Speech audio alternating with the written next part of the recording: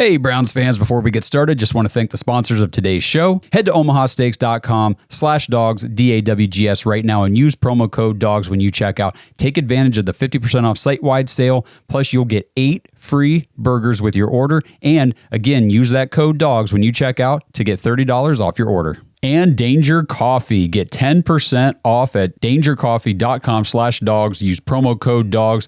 10% off mold-free, toxin-free, delicious coffee.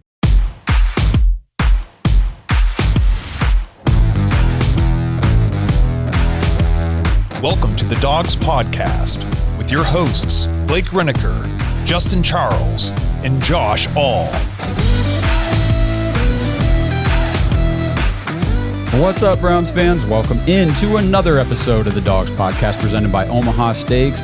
I am Josh All, and I have the final piece of the puzzle, the final piece of the conversation with Barry Shuck, staff writer for dogsbynature.com.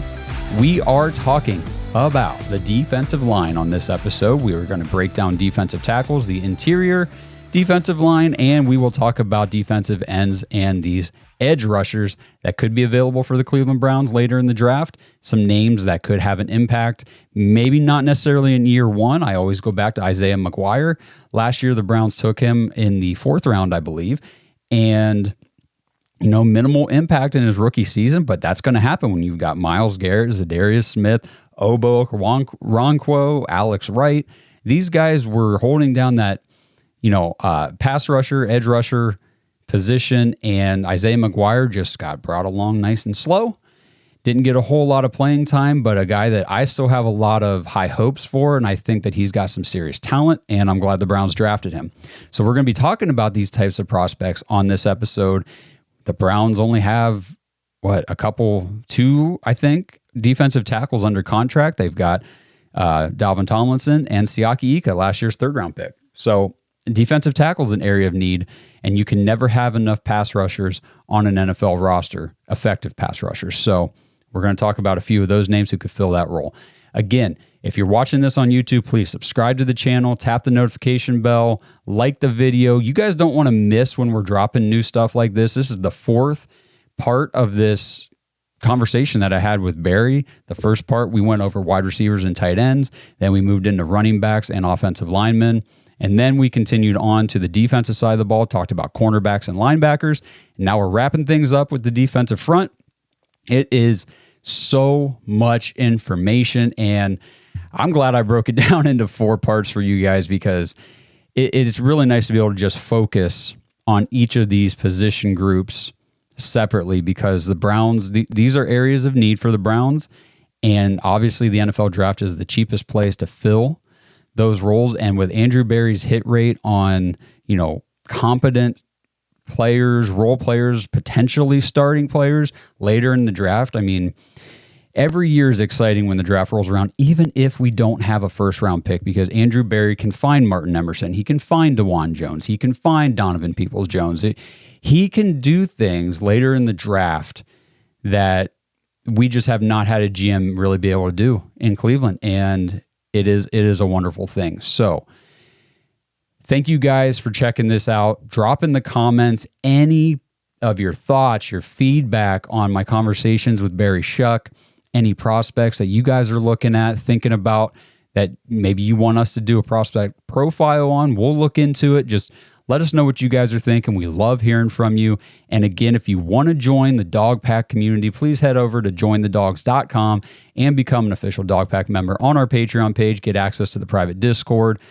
Get access to our weekly bonus episode of the After Hours podcast, which in the off season gets kind of wild, because when we're done talking about football and there's no football games going on, man, we get into anything and everything, and we pretty much let you guys dictate the show. You tell us what you want us to talk about, and then we kind of dive into it. So it gets wild, it gets off the chain a little bit, but that's the way it should be. It's a ton of fun. So jointhedogs.com, become an official Dog Pack member. And without further ado, here comes the last part of my conversation with Dogs by Nature staff writer Barry Shuck, talking about the defensive line. We'll finish things out here with the defensive line, and we can talk about some defensive tackles, some defensive ends. I've just got a couple guys highlighted, and then you can fill in with any other guys that you saw. But a guy that you interviewed that seemed pretty high on, I mean, your quote was, "I would draft him." So I'd love to hear what you had to think about McKinnley Jackson out of Texas A&M. Yeah, that's a crazy guy. He's just absolutely crazy. Big-bodied, not very tall, 6'1", but he's 331. He didn't grow up in Texas. He grew up in Mississippi, but he went to Texas A&M. Nasty outlook, nasty reputation, and I think that's exactly what you're looking for in a defensive tackle. He penetrated through gaps pretty well, and in the 707s, his going through a gap would often disrupt where a running back was, and so the running backs had to elude him on the back end. He's able to take on bigger offensive guards and centers and not allow them to push him around. He's got like a bowling ball build, I guess is what I would call it. And he looks like he's got a good first step and good feet and good agility. His lateral movement down the line was just so-so. So as a run play is coming at double teams, he was not able to take double teams at all. But he doesn't move well laterally, but he does do well as far as not giving up on the play and pursuing on the backside. I think he's got violent hands. I think he would play beyond the whistle. Beyond the whistle. The whistle's blowing, and he's still trying to beat up this guard. Absolutely. But I would draft him in 5 seconds. I've got a third-round grade on him.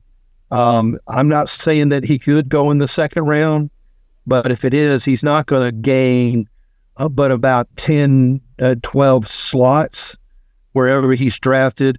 I forget where the Browns are drafting in the third round. If we could get him in the third round, that would be perfect. Look at the Browns' situation at defensive tackle. Mm-hmm. Who are we going to keep? What do we have? Three that are free agents? Jordan Elliott, Shelby Harris, Mo Hurst. Aren't all three of those free agents? I would love to bring Maurice Hurst back, man. I loved having him on the field. I love him. Yeah, When he went down, our whole defensive run stoppage game just went to bits. Yeah, and kind of as a quick side note, I do think we could probably get Maurice Hurst back on a pretty team-friendly deal because he loves being in Cleveland. He had a ton of fun here. He's got the injury history, so I think there's a little bit of a discount to be had there, but go ahead. Yeah, I like Shelby Harris too. Yeah. I've never Elliott. I've haven't. Even though Elliott started this year, I just didn't see it. I've never liked Elliott. I just think that he gets pushed out of position. Just like Tommy Tagai. Tommy Tagai got pushed out of position almost every play. Mm-hmm. So you got to have somebody that's going to stand their ground. Now, there was a defensive tackle. Let me see if I can find him. He was 350 pounds, and everybody was talking about him. Is it Tavondre? Yeah, that's who it was. Tavondre Sweat from Texas? Huge guy. Absolutely huge. 350 pounds. He's a short guy, about 6'2". Nobody could move him. Absolutely nobody could move him. But I think he's a two-down player because I don't think he's going to be able to play 4 quarters. He is, a lot of these guys are fat guys, but they're fat guys with a lot of muscle, and you'd think that they're fat guys, but they just got huge thighs and huge arms. And yes, they got some belly, but that kid, that's all he was belly. I think he's going to be a third-round grade. And everybody was gaga about him. I just didn't see it. I just saw him as not a 4-quarter type guy. It's like in basketball. If you come off the bench and if you can't run up and down the floor on a fast break, more than 3 times, and you got to sit down, well, good are you? Right. And so I don't think Devontae is going to. He'll get drafted, and somebody will love him. Nobody be able to move him. but they'll figure out. I don't think they'll double team him because they won't have to, but they'll just in on running around him instead of through him. Yeah, and I think that kind of would make him more of like a rotational type of player at the defensive tackle position, which are we really looking for that? And yeah, I'm interested to see how Siaki Ika, what his role is going to be here in year 2 of his career. So, I mean, he was 3rd round pick last year for the Browns. So I'm interested to see how. What's that? Apu. That's what they call. Oh, yeah. APU. That's his nickname, Apu. Apu. I did not know that. Yeah. That's cool. They call him Apu. This episode is brought to you by Omaha Steaks. Browns fans, my household runs on Omaha Steaks, and that's why I'm so excited that 50% off site-wide is back. That's right. It's Omaha Steaks President's Day sale, and right now, listeners of this show can go to omahasteaks.com/Dawgs, DAWGS, use promo code Dawgs when you check out, and get 8 free burgers with your order. With the price of food and meat nowadays being sky high, these are my favorite sales of the year because nothing can beat 50% off all the juicy, tender steaks, burgers, chicken, pork, seafood, etc. Plus, grab a package with the caramel apple tartlets for dessert. I never order anything from Omaha Steaks without getting those caramel apple tartlets. Take advantage of this sale right now before it's over. That's 50% off site-wide at omahasteaks.com/Dawgs. Use promo code Dawgs and get 8 free burgers with your order. Hey, Ohio, if you haven't downloaded the BetMGM app yet, you'll definitely want to take advantage of this limited time offer. New users who sign up through our link must deposit $10 and place a first wager of $5 on any live bet. Once your bet is placed, you will instantly receive $150 in bonus bets. You will get 3 bonus bet tokens of $50, allowing you to make multiple wagers with your bonuses. This offer is only available if you sign up through our link, which you can find in the description below, or scan the QR code on your screen to start signing up. This offer is only available for new customers who are 21 and older and physically present in Ohio. Please gamble responsibly. If you or someone you know has a gambling problem and wants help, call 1-800-GAMBLER. Check the episode description for the full terms of the offer to see if you qualify. So a defensive end then that I believe you interviewed was Braden Dorlus from Oregon. Yeah, nice kid. Well-spoken, about 272 pounds. Got elite athletic skills. I mean, absolutely elite. He's got a good first step coming off the edge. Let's see. I think I've got him in the 3rd round. That'd be a good place for him. Okay. We've got Alex Wright, who I think is who they want to eventually book in Myles Garrett. That is, if ZDS doesn't re-sign with us this year. But Dorlus, I think he's ready physically for the NFL his first year. He's got a stout build, and he's got a strong core, and his arms and legs just seem to be his strength. And I think he's a 3-down player. I don't think he's going to need to come out as a rotational player. He's only 6'3", but I've got some notations here. He can back squat 685 pounds.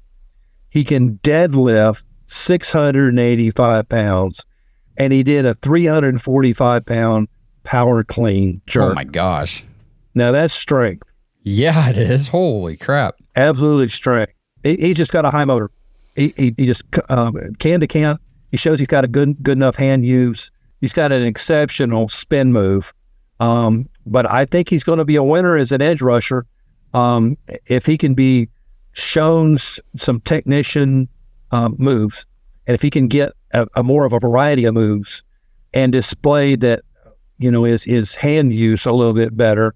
I think he's going to be a good player, and I think he's going to start sooner than later. Well, that's good information. And I'm sorry, did you say a draft grade on him? 3rd. Okay, cool. Yep. So these are the types of players that, as Browns fans, we really need to be wrapping our heads around, because while in years past, it's all about the 1st round, 2nd round, all that stuff, but it's these later round picks, these guys, linebackers, defensive tackles, ends that, Andrew Berry can find later in the draft a guy like Martin Emerson was a third rounder.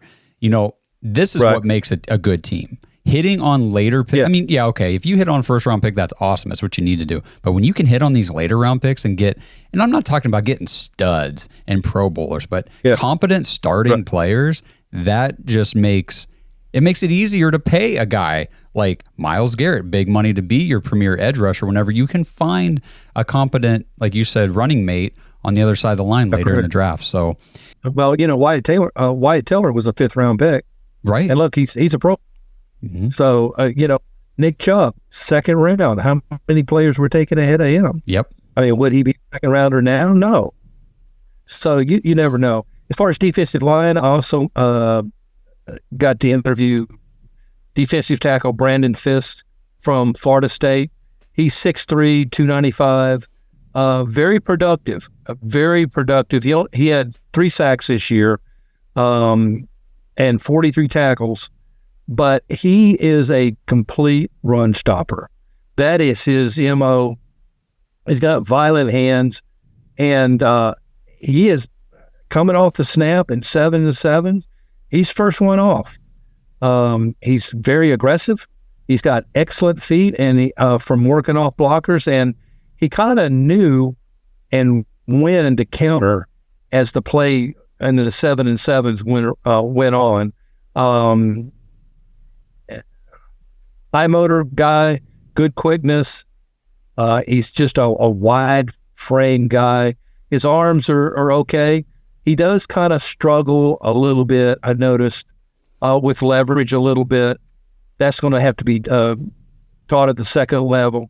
Once in a while, he'll miss a tackle. He won't completely whip. He just will try to grab and won't be able to get his hands on the ball carrier. So he's going to need to improve his hand placement and maybe a little bit more of his technique. Okay. And his kind of projected draft spot?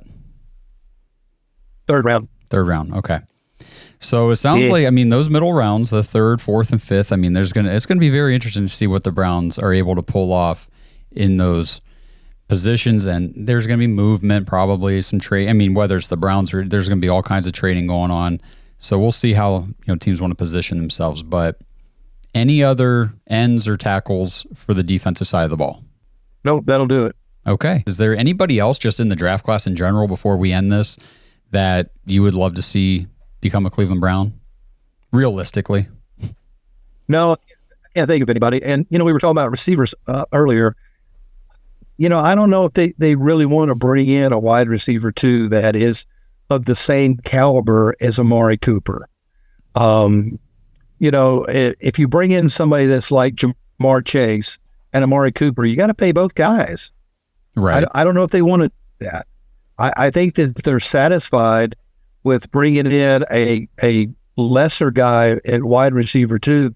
They wanted Elijah Moore to be that, but he didn't have a good season. We got him for one more year, but all he had was 640 yards. But not only that, Elijah Moore just had 2 touchdowns all year. I don't know what's going on with David Bell. David Bell seems to catch everything that he's thrown, but the problem is he's not throwing the ball much. He only had 33 targets, last year. So how do you David Bell was the top wide receiver in the Big Ten when he was drafted. That's a great conference that just develops wide receivers. Why aren't we using David Bell more? Marquise Goodwin, I think he's gone because he didn't do much. But I'm disappointed in Elijah Moore. I'm disappointed that they're not using David Bell. I don't know what's going to happen with Cedric Tillman. He was just a rookie last year. He only had 21 catches and didn't do much, 224 yards. But, that's a receiver. So I don't know what they're going to do with receiver. I don't know if they're going to bring in another free agent, wide receiver one, because they just, frankly, don't have the money for it. No, they don't. And that's why we started this whole conversation with the wide receiver spot, because that's the one that, really needs some attention. It's if they want to they really want to build it up, it's going to take some money, and I don't know if we can do that. And it's the one that, I think Browns fans are going to be the most hawk-eyed on throughout the off-season process here. So, Barry, I got to tell you, man, really appreciate you coming in here and talking about the Senior Bowl, all these prospects, everything you did down there, all the guys you saw and talked to, and everything you learned. It was, I look forward to these episodes every year because you drop names and bring up guys, and we have discussions about players that go on to actually do pretty good things in the NFL. So, at the beginning of all this, I talked about some of those names, and it would be fun to see after the draft plays out and, part of next season, which of these guys that you brought up, we actually talked about on this specific episode who made a name for themselves in the NFL. And that happens every year. Last year we were talking about Will McDonald, and he had a great year. A couple of years ago we were talking about Deebo Samuel. You talked about Rashee Rice last year. I did. And, we talked about Cooper Kupp a couple of years ago. And you don't know who's going to come out of this game and be successful at it.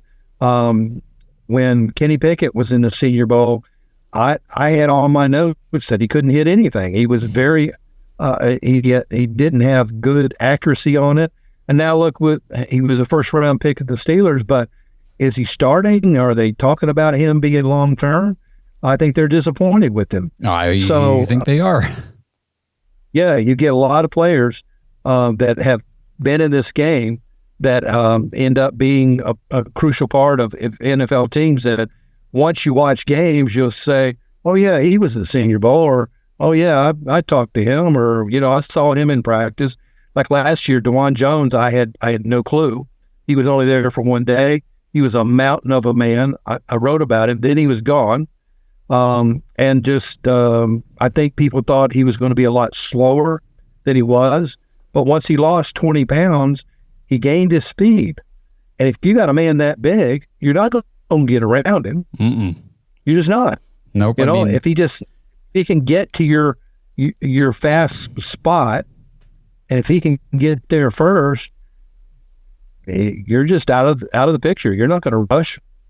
No, DeJuan Jones is a great example because you talked about him last year, and then the Browns ended up drafting him, obviously from Ohio State, so we were excited about that too. But, Sure. DeJuan Jones is the type of player that as long as he stays healthy, he can play full seasons and all that kind of stuff. I mean, I think he's a Pro Bowl type tackle. He's a stud. He's an absolute stud. Yeah. Yeah, absolutely. So, Barry, really... Well, Josh, I enjoyed my time with you. Yeah, always do. And we will, maybe we'll have you back on here as, free agency ramps up, and we'll talk about some other things Browns related. But, we're doing a lot more shows nowadays. Sure. And, we're looking to get all kinds of input and insight. So you've got a ton of it, and we love talking to you. So thanks again. The site is dawgsbynature.com. It's DAWGS by nature.com. I've got an article up right now about all the Super Bowl commercials. I do in the article. It's kind of a origins, the Super Bowl commercials, how they got started, how they evolved, why they're so important, how much they cost this year. But I've got every Super Bowl commercial already up on the site right now. And then next week I have an interview I did with Michael Dean Barry, and that'll be up next week. And we talk about, he just got elected to the Hall of Very Good, which is a secondary Hall of Fame. And so I called him and I started in on that. And then I just went into my questions before you knew it, I was 20 questions deep. But Michael Dean Barry will be on an interview that I did next week sometime. That's awesome. Yeah, definitely go check out Barry's stuff, dawgsbynature.com. And I mean, it's awesome. You bring a lot of good stuff over there. So thanks a lot, Barry. We appreciate you. And we will talk to you soon, hopefully. All right. Thanks for having me. I enjoyed it. So again, hats off to Barry Shuck from dawgsbynature.com. Make sure you guys head over to the website. Check out everything Barry is doing over there. He's been working for Dawgs by Nature for a long, long time. And the thing with Barry that I find endearing, honestly, is Barry has a historical mindset. He loves doing prospect profiles. He loves going to the Senior Bowl, talking about the current state of the Browns and all that kind of stuff. But Barry has a real knack and real talent for a historical perspective on so many things, and he throws it into everything. He'll throw in, like his most recent article, I think, is about the history of the Super Bowl. He'll break down history of things with the Browns, just in NFL in general. In one of these episodes, he talked about, I think it was on the wide receiver tight end, the history of the alley-oop. How did the alley-oop get started in football or in basketball? Well, it started in football. And, these aren't things he has to look up. This is just knowledge that he has. And I really appreciate Barry. We all love Barry Shuck. And, we hope to have him back talking about free agents and maybe some more draft prospects as we get closer to April. So stay tuned for more of that. Again, that's why on YouTube, I tell you guys, subscribe to the channel, like the videos, and tap the notification bell. So every time we drop something new, it pops up for you and you don't miss it.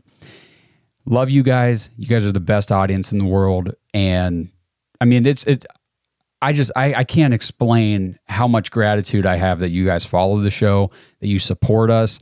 Everything that you guys have done, from just listening on audio, following the show on YouTube, liking videos, sharing it on your social medias, following us on social media. You guys are what has made this show successful and possible. And, if you've been with us for more than just a year, if you've been with us for multiple years, we started out doing just one episode a week, and that was it. You got an hour of us a week, and then a whole bunch of stuff would happen during the week, and then you wouldn't hear from us until a week later. So we have really increased the content capabilities and the production level of the show, the quality level, and it's all because you guys have followed and supported us. So we appreciate that. If you want to support us even more, head to jointhedawgs.com, join the Patreon page. It's just $5 a month. And that really does go a long way in helping support the show. We love you guys, appreciate you. And until we talk to you again on the next episode of the Dawgs Podcast, let's go Browns. Thanks for listening to another episode of the Dawgs Podcast. Make sure you subscribe on YouTube and follow us on Twitter at the Dawgs Podcast. Get your thoughts on the show at thedawgspodcast.com.